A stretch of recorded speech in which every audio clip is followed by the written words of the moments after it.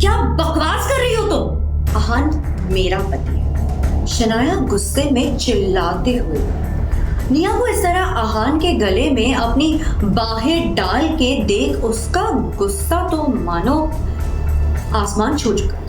वो आगे बढ़ी और निया को अहान से अलग कर उसे धक्का दी। निया की बात सुनकर अहान के दिमाग ने जैसा काम करना ही बंद कर दिया। उसे समझ ही नहीं आ रहा था कि ये कौन है और ये लड़की उसके पीछे कैसे पड़ गई। क्या ये सब फिर से शौर्य और शगुन की साजिश है? Hi everyone, welcome back to 9th episode of secret Amirzada. Last episode में हमने देखा था अहान और शनाया के बीच में नजदीकियां बढ़ गई थी। वो दोनों अपनी एनिवर्सरी साथ में सेलिब्रेट करने ही वाले थे कि एक अनजान लड़की निया, जो अहान की बीवी होने का दावा करने लगी। चलिए जानते हैं सच। निया सोफे पर उल्टे मुंह जा गई, पर ये क्या?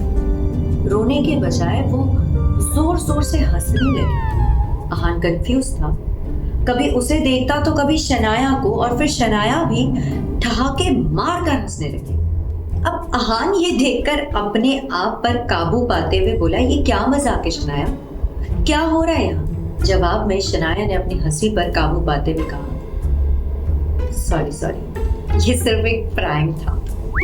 दरअसल निया मेरी दोस्त है, इसने मुझसे शर्त लगाई थी कि कोई भी ऐसा लड़का नहीं है जो इस पर फिसल ना जाए, तो मैंने इसे तुम्हारे ऊपर ही टेस्ट कर लिया, मगर ये फेल हो गई।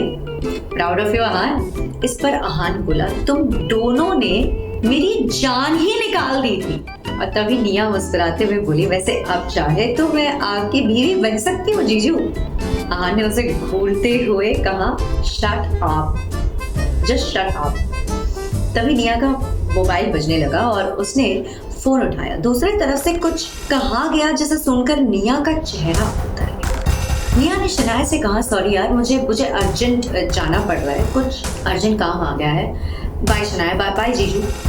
इतना कहकर निया वहां से निकल गई और इधर गिल्स परिवार के विला के बाहर शौर्य अपने घुटनों पर बैठा हुआ था। पिछले 6 घंटों से शौर्य उसी पोजीशन में। अब तो उसके पैरों में सेंसेशन भी नहीं हो रही थी, नम हो चुका था बिल्कुल। उसने इरिटेट होते हुए अपने आप से ही कहा, पता नहीं पापा इतनी देर से अंदर क्या कर रहे हैं, क्या वो दादाजी को जल्दी नहीं मना सकते? और ठीक तभी दरवाजा खुला और नीरज गिल एक विक्टोरियस स्माइल के साथ बाहर आ खड़ा हुआ। अपने पापा से सवाल करते हुए शौर्य बोला, क्या दादाजी ने मुझे माफ कर दिया? नीरज गिल ने हाँ में सर हिलाते हुए कहा, हाँ, लेकिन मैं तुमसे अभी भी गुस्सा हूँ। अपने पापा की बात सुनकर शौर्य ने कहा, सॉरी पापा, रियली सॉरी, मैं ख्याल रखूंगा कि अगली बार दादाजी के सामने ऐसा ना हो। शौर्य ने बहुत ही ईमानदारी से माफी मांगी। फिर नीरज ने कहा, शौर्य, प्रोजेक्ट की चिंता तो मत करो, बस एक बार ध्यान रखना, कल सुबह तुम्हारे दादाजी मनाली जाए और उनके निकलने से पहले हमें उनसे मिलने जाना। शौर्य अपने पापा की कही बात के पीछे का मतलब समझ गया। और दूसरी तरफ अहान और शनाया के घर में शनाया को अकेले अपने कमरे में नींद ही नहीं आ रही थी। वो बार बार अहान के बारे में सोच रही थी और कुछ सोचकर वो अहान के कमरे की तरफ बढ़ गई। अहान ने जैसे ही दरवाजा खोला, सामने शनाया खड़ी। उसने एक बहुत सुंदर नाइट ड्रेस पहनी हुई थी और शनाया को इस हाल में अपने रूम में देखकर अहान हैरान भी हुआ और खुश। आप यहाँ? क्या आपको कुछ चाहिए?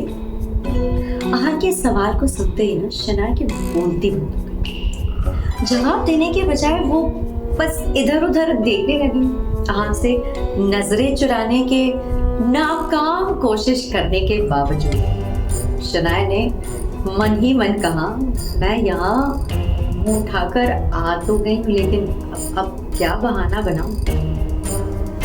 शनाया ने कुछ सोचा और अहान से बोली, मेरे कमरे की लाइट चल रही है। शनाया की बात सुन अहान ने तुरंत कहा, ओ मैं अभी ठीक कर देता हूँ। और ये कहते हुए अहान दरवाजे से बाहर जा ही रहा था कि शनाया ने उसे रोक लिया। रुको, उसकी कोई जरूरत नहीं है। आज शनाया को हो क्या गया था? काफी अजीब बिहेव कर रही थी, है ना? और यही सवाल अहान खुद से भी पूछ रहा था और कंफ्यूज भी हो गया। शनाया ने एक्सप्लेन करते हुए कहा कि मतलब मैं आज यहीं सो जाती हूँ। अहान ने ये बात सुनी तो बहुत ही नॉर्मल रिएक्ट करते हुए बोला, ठीक है, आप यहाँ मेरे रूम में सो जाइए, मैं आपके कमरे में चला जाता हूँ। अहान का जवाब जानकर शनाया दंग रह गई। क्या अहान को मेरी बात के पीछे का मतलब समझ में नहीं आ रहा है? शनाया ने दिल ही दिल में सवाल तो किया और अहान जाने लगा तो शनाया गुस्से में बोली, रहने दो। अहान को नजरअंदाज करते हुए वो वापस अपने कमरे चली गई। मैं इस दुनिया की सबसे बड़ी बेवकूफ हूँ, क्या जरूरत थी उस अहान के रूम में जाने की? वैसे तो उसे सब कुछ समझ में आ जाता है, मगर आज ही उसे भोला बनना था। मुझे इतनी एम्बैरेसमेंट फील हो रही है कि चैन से सो भी नहीं पा रही हूँ, शनाया ने अपने आप से ही कहा। और जल्दी सुबह भी हो गई थी और वे दोनों ऑफिस निकल गए। अपनी नए बाइक पर शनाया को ऑफिस छोड़ने के बाद अहान वहां से निकलने ही वाला था, लेकिन तभी उसने और शनाया ने एक आवाज सुनी, अरे अहान, आज तुम वो फरारी की स्पोर्ट्स कार में क्यों नहीं आए हो? मुझे तो लगा था अब से शनाया उसी कार से ऑफिस आया करेगी।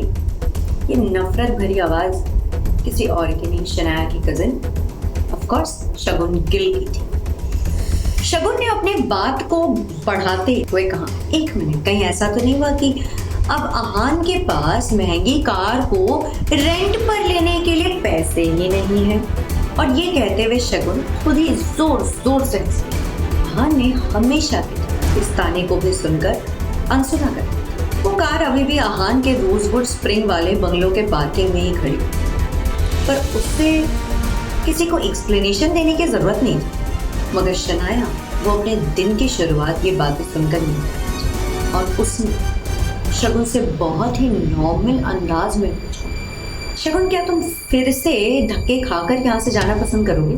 मुझे अच्छे से याद है जब मैंने तुम्हें और शौर्या को घर से बाहर निकाला था। शनाया के इस सवाल के साथ शगुन की हंसी बंद हो गई और उसका चेहरा भी उतर गया था। शनाया ने शगुन की ये दुखती नस को पकड़ लिया था और बस इतना ही नहीं, शगुन को उस दिन का पूरा सिनेरियो एक बार फिर से याद दिला दिया।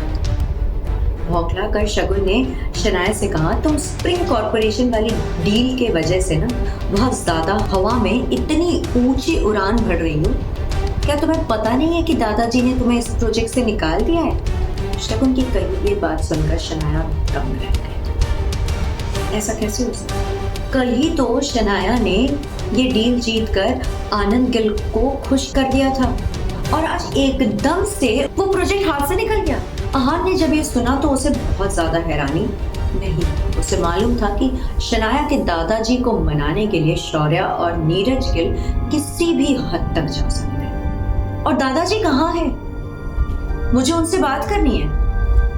अभी शनाया ने इम्पल्सिव होते हुए ये कहा, वो तो मनाने गए हैं, कह रहे थे कि अब उन्हें आराम करने की जरूरत है। शनाया के सवाल का ये जवाब शगुन ने नहीं, शौर्या ने दिया।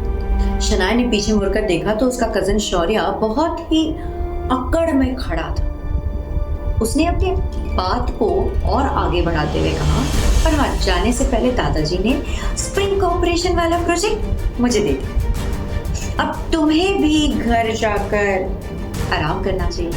ये सुनकर शनाया को गुस्सा बहुत ज्यादा आ गया। उसने शौर्या से सवाल करते हुए कहा, दादाजी ने किस बुनियाद पर तुम्हें प्रोजेक्ट दिया? किस बुनियाद पर? अच्छा सवाल।